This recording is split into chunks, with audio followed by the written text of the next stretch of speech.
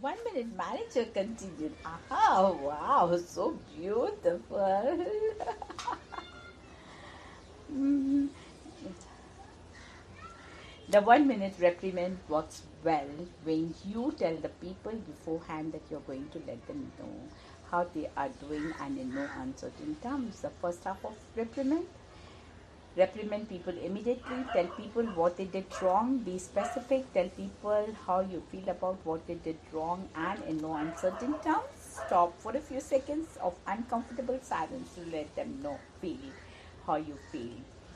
Second half of reprimand, shake hands or touch them in a way that lets them know you are honestly on their side. Remind them how much you value them. Reaffirm that you think well of them but not of their performance in the situation. Realize that when the reprimand is over, it's over. The young man would have found it hard to believe in the effectiveness of 1 minute reprimand if he hadn't personally experienced its effect. There was no doubt that he felt uncomfortable. He did not want to experience it again. However, he knew that everyone made mistakes now and then he might very well receive another reprimand someday. But he knew if it came from a 1 minute manager that it would be fair, that it would be comment on his behavior and not on his worth as a person. As he made his way to a 1 minute manager's office, he kept thinking about the simplicity of the 1 minute management. All three of the secrets made sense. 1 minute goal, 1 minute presence, 1 minute reprimands. But why do you work? Why do they work? Why is the 1 minute manager the most productive manager on the company? When he got to the 1 minute manager's office, his secretary said, "You can go right in. He's been wondering what you would be back to see him." As the young man entered his office, he noticed again how clear and uncluttered it was. He was greeted with a warm smile from a 1 minute manager. "Well, what did you find out in your travels?" "A lot. Tell me what you learned." "I found out why you call yourself a 1 minute manager. You set 1 minute goals with your staff to make sure they know what they are being held accountable for and what good performance looks like. You then try to catch them doing something right so you can give them a 1 minute praising. And then finally, if they have all the skills to do something right and they don't, you give them a 1 minute reprimand. What do you think about all that? I'm amazed at how simple it is, and yet it works. You get results. I'm convinced that it certainly works for you, and it will for you too if you're willing to do it, perhaps. But it would be more likely to do it if I could understand more about why it works. That's true of everyone. Young man, the more you understand why it works, the more apt you are to use it. I'll be happy, therefore, to tell you what I know. Where do you want to start? Well, first of all, when you talk about 1 minute management, you really mean it takes a 1 minute to do all the kinds of things you need to do as a manager? No, not always. It's just a way to say that being a manager is not as complicated as people would have you believe. And also, managing people doesn't take as long as you think it would. So when I say 1 minute management, it might take more than a minute for each of the key elements like goal setting, but it's just a symbolic term. And very often it does take only a minute. Let me show you one of the notes I keep on my desk. When he looked, the young man saw. The best minute I spend is the one I spent in people. It's ironic. Most companies spend 50% to 70% of their money on people's salaries, and yet they spend less than 1% of their budget to train their people. Most companies, in fact, spend more time and money on maintaining their buildings and equipment than they do on maintaining and developing people. I never thought of that, but if people get results, then it certainly makes good sense to invest in people. Exactly. I wish someone had invested in me sooner when I first went to work. What do you mean? Well, in most of the organizations I've worked in before, I often didn't know what I was supposed to be doing. No one bothered to tell me. If you asked me whether I was doing a good job, I would say neither. I don't know. I don't think so. I think so. If you asked me why I thought so, I would reply, I haven't been bawled out by my boss lately.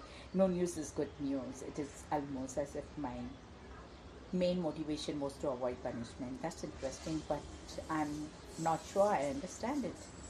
In fact, if it's all right with you and maybe I could understand things better if I could get to some of my why questions. Let's start with 1 minute goal setting. Why does it work so well? You want to know why 1 minute goals work? Fine. He got up and began to pace slowly around the room. Let me give you an analogy that might help. I have seen a lot of unmotivated people at work in the various organizations I have been employed by over the years, but I have never seen an unmotivated person after work. Everyone seemed to be motivated to do something. One night, for example, I was bowling and I saw some of the problem employees that worked for my last organization. One of the real problem people, whom I remembered all too well, took the bowling ball and approached the line and rolled the ball. Then he started to scream and yell and jump around. Why do you think he was so happy? Because he got his strike. He had knocked down all the pins. Exactly. Why do you think he and other people are that excited at work? Because he doesn't know where the pins are. I get it. How long would he want to bowl if there were no pins, right? Now you can see what happens in most organizations. I believe that most managers know what they want their people to do. They just don't bother to tell their people in a way they would understand. They assume they should know. I never assume anything when it comes to goal setting. When you assume that people know what's expected of them, you're creating an ineffective form of bowling. You put the pins up, but when the bowler goes to roll the ball, he notices there is a sheet across the pins. So when he rolls the ball and slips it under the sheet, he hears the crack but doesn't know how many pins he has knocked down. When he asks him how he did, he says, I don't know, but it felt good. It's like playing golf at night. A lot of my friends have given up golf, and when I asked them why, they said, because the courses are too crowded. When I suggested that they play at night, they laughed because who would ever play golf without being able to see the greens? In the same way, they're watching football. How many people in this country would sit in front of the television sets and watch two teams run up and down the field if there were no goals to shoot at or to any way to score? Yes, why is it? Why is that? Asked the young man. It is all because clearly the number of motivator of people is feedback on results. In fact, we have another saying here that's worth noting. Feedback is the breakfast of champions. Feedback keeps us going. Unfortunately, however, when most managers realize that feedback on results is the number of one motivator of people, they usually set up a third form of bowling. When the bowler goes on to the line to roll the ball, the pins are still up and the sheet is in place. But now there is another ingredient in the game. A supervisor is standing behind the sheet. When the bowler rolls the ball, he hears the crash of the falling pins, and the supervisors hold up two fingers to signify you knocked down two pins. Actually, you do. Most managers say you got two. No, the young man smiled. They usually say you missed eight. Right, and the 1 minute manager, the question I always asked you to ask was why the manager didn't lift up the sheet so both he and his subordinate can see the pins. Why? Because he has the annual performance review coming up. Because of he has a performance review coming up. Yes, such managers don't tell the people what they expect of them. They just leave them alone and then tear them off a trip when they don't perform at the desired level. Why do you suppose they would do that? Young man inquired, being very familiar with the truth of the manager's comments, so they can look good. What do you mean, so they can look good? How do you think you would be viewed by your boss if you rated everyone that reported to you at the highest level of your performance review scale? As a soft touch, as someone who could not discriminate between good performance and poor performance. Precisely, in order to look good as a manager in most organizations, you have to catch some of your people doing something wrong. You have to have a few winners, a few losers, and everyone else somewhere in the middle. You see, in this country, we have a normal distribution mentality. I remember one time when I was visiting my son's school, I watched a teacher giving a geography test to her class. When I asked her why she didn't put atlases around the room and let the kid use them during the test, I couldn't do that because all the kids would get 100% as though it would be bad for everyone to do well. I remember once reading that when someone like Einstein, what his phone number was, he went to the phone book to look it up. The man laughed. You're kidding. No, I'm not kidding. He said he never cluttered his mind with information he could find somewhere else. Now, if you don't know better, the, what would you think of someone who went to the phone book to look up his own number? Would you think he was a winner or loser, a real loser? Of course you would. I would too, but we would be wrong, wouldn't we? The young man nodded his agreement. It's easy for any one of us to make this mistake. Then he showed his visitor the plaque he had made for himself. Look at this. Everyone is a potential winner.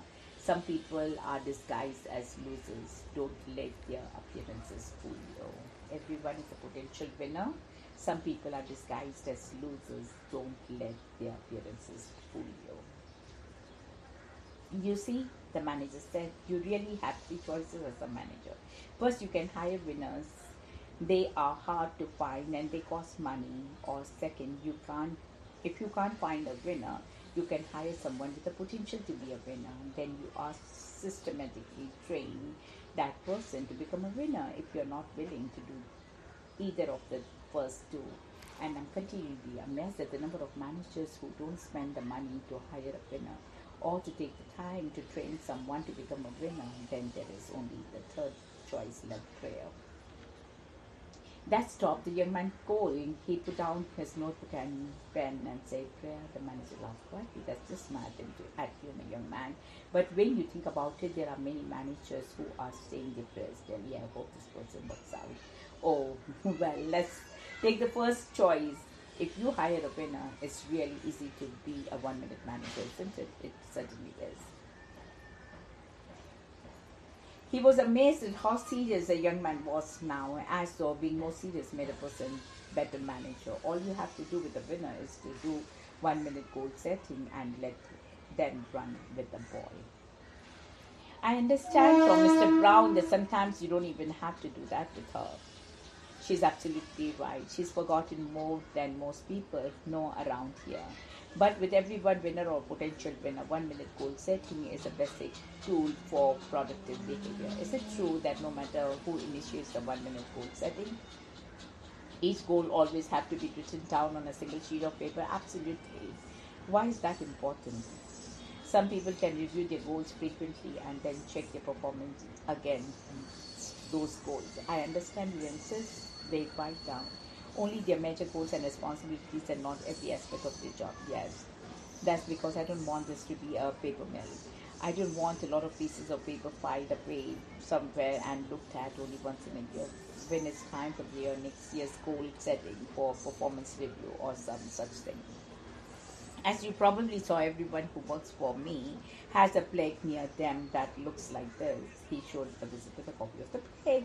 Take a minute, look at your goals, look at your performance, see if your behavior matches your goals. The young man was amazed he missed this in the first brief visit. I never saw this. It's terrific. Could I get one of these plaques? Of course, I'll arrange it. As he was writing down some of what he was learning, the aspiring manager said without lifting up his head, you know, it's difficult to learn everything there is to learn about 1-minute management in such a short time. There's certainly more I would like to learn about 1-minute goals, for instance. But maybe I could do that later. Could we move to 1-minute praisings now? Asked the young man. So he looked up from his notebook. Certainly. You would probably be wondering why that works too. Indeed, I am. Let's look at a few examples. Maybe then it will be clear to you why 1-minute presence works so well. I would like that.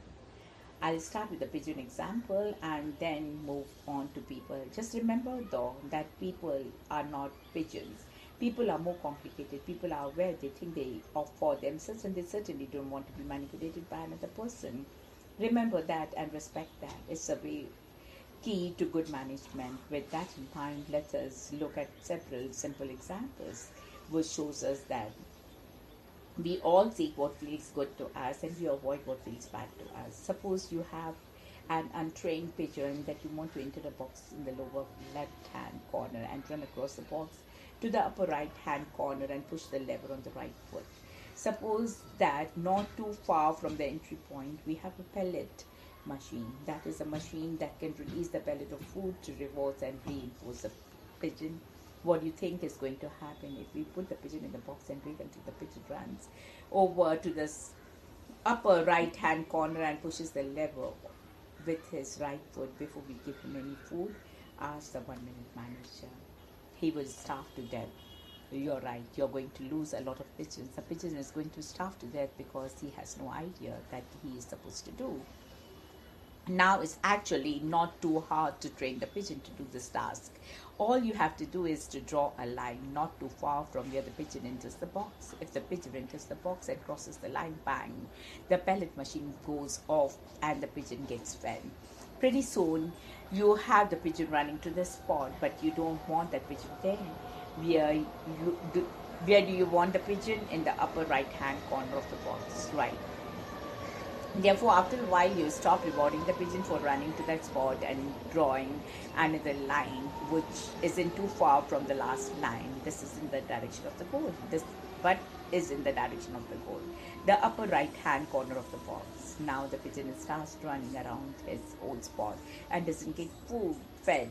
Pretty soon, though, the pigeon makes it across the new line. The bang, the machine goes off again and the pigeon gets fed.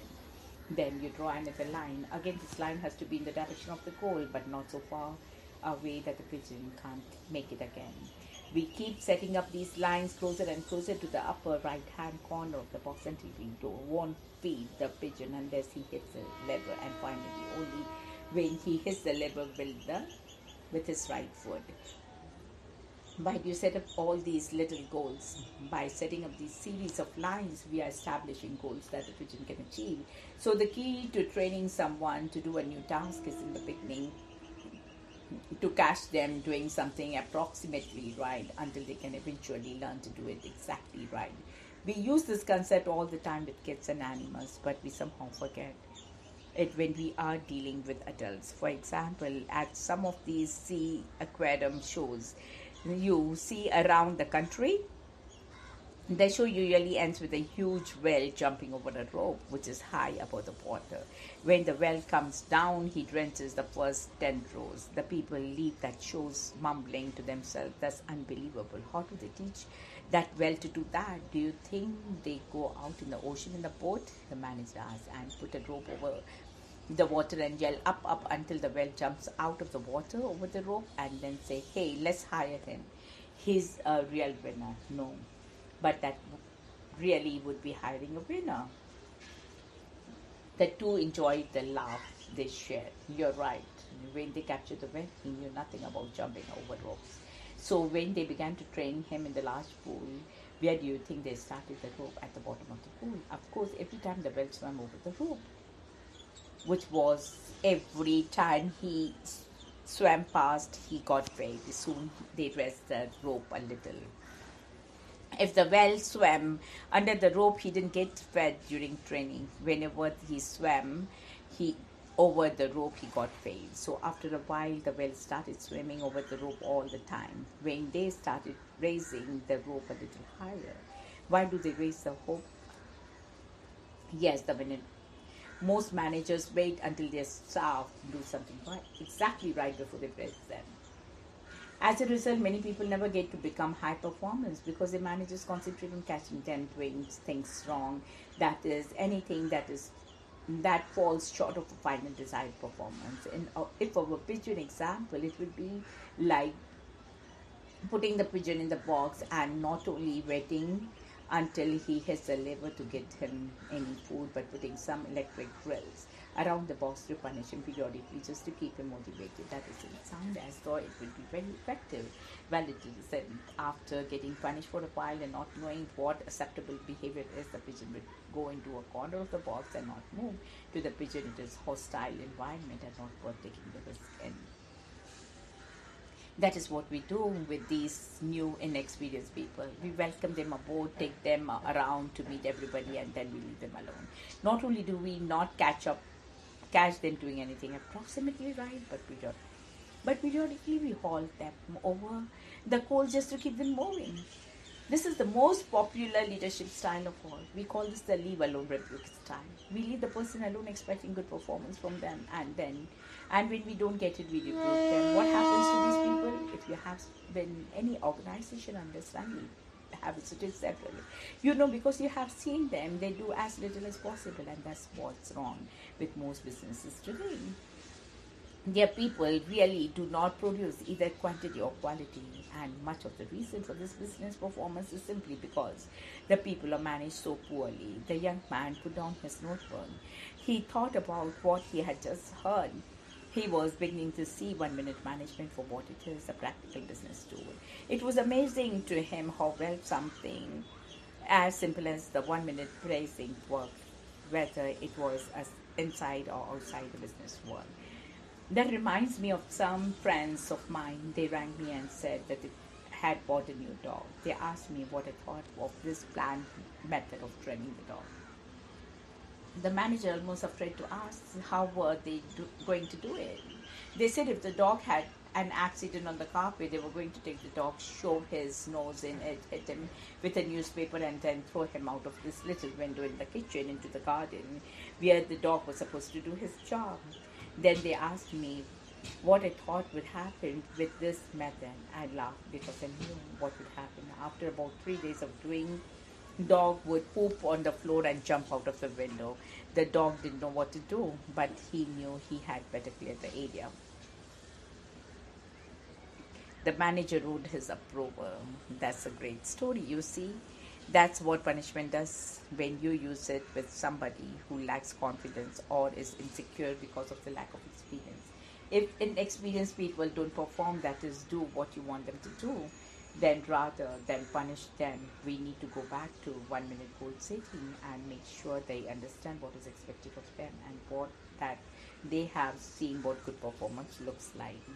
Well, then after you have done 1 minute goal setting again, do you try to catch them doing something approximately right again? Precisely so. You're always trying to create situations in the beginning where you can give a 1 minute blessing. Then looking the young man straight in the eyes, the manager said, "You're very enthusiastic and receptive learner.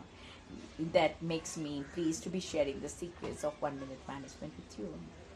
They both smiled. They knew a 1 minute praising when they heard one. I certainly prefer the praising to a reprimand. I think I understand now why 1 minute goals and 1 minute praisings work. They really do make good sense to me. Good. But I can't imagine why the 1 minute reprimands works. Let me tell you a few things about it. There are several reasons why the 1 minute reprimand works as so well. To begin with, the feedback in the 1 minute reprimand is immediate. That is, you get to the individual as soon as you observe misbehavior or the data information system tips you off. It is not appropriate to save up negative feelings about someone's poor performance. The fact that the feedback is so immediate is an important lesson in why 1 minute reprimand works so well. Unless discipline works as soon after the misbehavior as possible, it tends not to be as helpful in influencing future behavior. Most managers store up observations of poor behavior, and then someday when performance review comes or they are angry in general, they charge in and let fly with a long list of misdemeanors. They tell people all the things they have done wrong for the last few weeks or months or more. The young man breathed a deep sigh and said, "So true." And then the manager and the subordinate usually end up yelling at each other about the facts or simply keeping quiet or resenting each other. The person receiving the feedback doesn't really hear what he or she has done wrong. This is the version of the leave alone review form of discipline that I have spoken about earlier. I remember it well. That is certainly something I wanted to avoid. Absolutely. If managers would only intervene early, they could deal with one behavior at a time, and the person receiving the discipline would not be overwhelmed. They could hear the feedback. That's why I think performance review is an ongoing process, not something you do only once a year. So one reason that the 1 minute reprimand works is that the person receiving the reprimand can hear the feedback, because when the manager deals with behavior at a time, it seems more fair and clear. Yes, and secondly, when I give a 1 minute reprimand, I never attack a person's value as a person. Since their worth as a person is not on the line, they don't feel they have to defend themselves. I reprimand the behavior only. That's my feedback and their own reaction to it is that about the specific behavior and not their feelings about themselves as human beings. So often, when disciplining people, managers persecute the individual. My purpose is the 1 minute reprimand is to eliminate the behavior and keep the person. So that's why you make the second half of the reprimand the present. Their behavior is not all right. They are all right. Yes. Why wouldn't you give the praising first and then the reprimand? For some reason, it just doesn't work. Some people, now that I think of it, say that I'm nice and tough as a manager, but to be more accurate, I'm really tough and nice. Tough and nice? Yes. This is an old philosophy that has worked well for literally thousands of years. There's, in fact, a story of the ancient China that illustrates this. Once upon a time, an emperor appointed a second in command. He called his prime minister in and, in effect, said to him, "Why don't we divide us the task? Why don't you do all the punishing and I'll do all the rewarding?" The prime minister said, "Fine, I'll do all the punishing and you do all the rewarding." I think I'm going to like the story. You will, you will. Now this emperor, the manager, continued. So notice that whenever he asked someone to do something, they might do it or they might not do it. However, when the prime minister spoke, people moved. So the emperor called in the prime minister and said to him, "Why don't we divide the task again? You have been doing all the punishing here for quite a while. Now let me do the punishing and you do the rewarding." So the prime minister and the emperor switched roles again. And within a month, the prime minister was emperor. The emperor has been a nice person, rewarding and being kind to everyone. Then he started to punish people. People said, "What's wrong with that old dodger?" And they threw him out of his ear. When they came to look for a replacement, they said, "You know who's really starting to come around now? The prime minister." So they put him into office. Is that a true story? Who cares? Seriously, I do know this. If you are first tough on the behavior and then supportive of the person, it works. Do you have any modern day example of where 1 minute reprimand has worked other than in management? Yes, let me mention two. One with severe adult behavior problems and another in disciplining children. What do you mean when you say severe adult behavior problems? I'm talking about alcoholics in particular. About 30 years ago, an observant clergyman discovered a technique which is now called crisis intervention. He made the discovery that when he was helping a physician's wife, she had been taken to the hospital in critical condition and was slowly dying from cirrhosis of her liver. But she was still denying that she had a drinking problem. When all her family had gathered at her bedside, the clergyman asked each of them to describe specific drinking incidents they had observed. That's the point of 1 minute reprimand. Before giving a reprimand, you have to see the behavior yourself. You can't depend on what someone else saw. You never give a reprimand based on hearsay. Interesting. Let me finish. After the family described specific behavior, the clergyman asked each of the family members to tell the woman how they felt about those incidents. Gathered closely around her, one by one, they told her first what she did, the second how they felt about it. They were angry, frustrated, embarrassed, and then they told her how much they loved her, and they instinctively touched her and gently said how they wanted her to live and enjoy life once again. That's why they were so angry with her. It sounds so simple, especially with something as complicated as a drinking problem. Did it work? Amazingly so. It's not as simple as I summarized it, of course, but these three basic ingredients, telling people what they did wrong, telling people how you feel about it, and reminding people that they are valuable and worthwhile, lead to significant improvements in people's behavior. That's nothing short of incredible. I know it is. You said you would give me 2 examples of how other people successfully